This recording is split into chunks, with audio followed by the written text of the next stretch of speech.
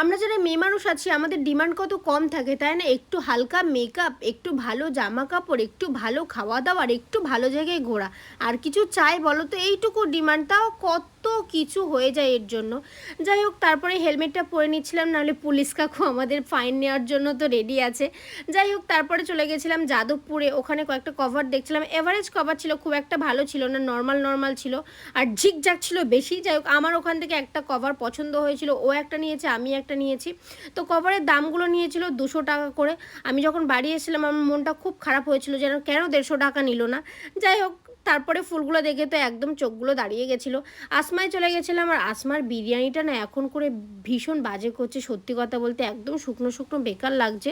আর ও নিয়েছিল একটা রোল।